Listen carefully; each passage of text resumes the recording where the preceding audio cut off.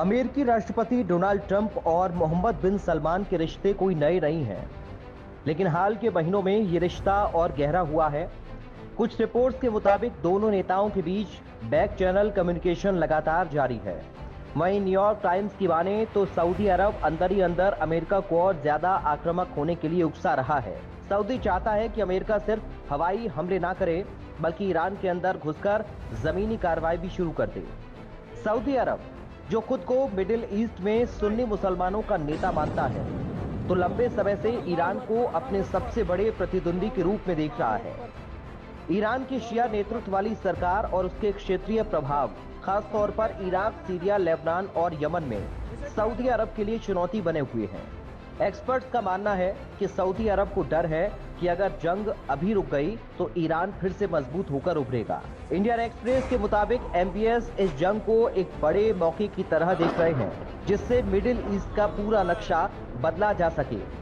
उनका मानना है कि ईरान के कमजोर होने से इस इलाके में सऊदी अरब का दबदबा बढ़ जाएगा और ईरान की मदद से चल रहे विद्रोही गुटों का खात्मा हो जाएगा। जिसमें सऊदी अरब की रणनीति की बात करें तो सऊदी अरब चाहता है कि मिडिल ईस्ट में वर्चस्व बना रहे। यमन में ईरान समर्थित हूती विद्रोही का खात्मा होगा। हूती विद्रोहियों को सऊदी अपनी सुरक्षा के लिए खतरा मानता है। यही बड़ी वजह है जो सऊदी अरब चाहता है कि अमेरिका ईरान को कमजोर करे या उसकी सरकार को ही बदल दे।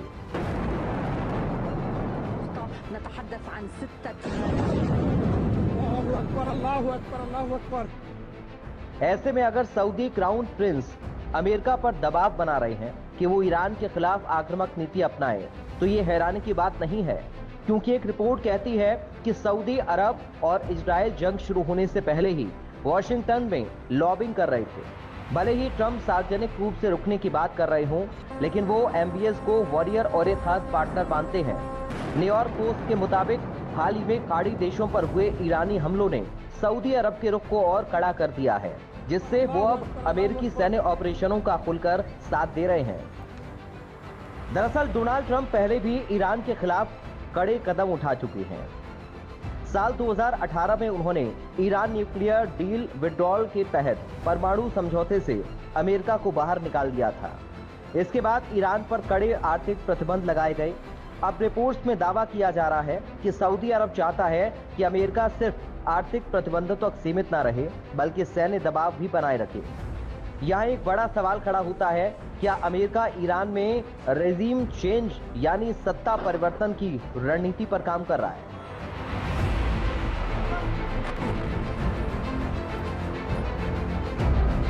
तो आपको बता दें कि ईरान में सत्ता परिवर्तन की बात कोई नई नहीं है।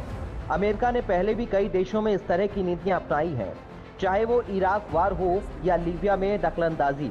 लेकिन ईरान का मामला अलग है। ये सिर्फ एक देश नहीं, बल्कि एक क्षेत्रीय शक्ति है जिसके पास मजबूत सैन्य क्षमता, मिसाइल प्रोग्राम और प्रभावशाली सहयोगी नेटवर्क है।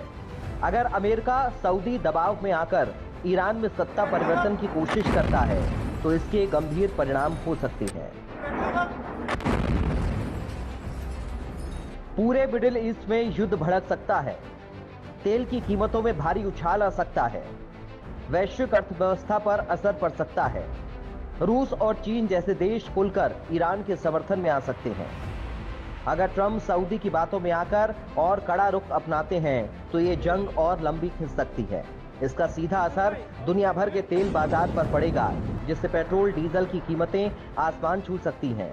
अब बड़ा सवाल यह है कि क्या ट्रंप अपनी मर्जी से फैसले ले रहे हैं या फिर सऊदी अरब और इजराइल जैसे देशों के दबाव में आकर इस जंग को खतरनाक मोड़ पर ले जा रहे हैं। इस सवाल का जवाब जल्द ही मिलेगा, लेकिन इतना तय है कि इस बदलते समीकरण ने पूरी दुनिया की टेंशन बढ़ा दी है।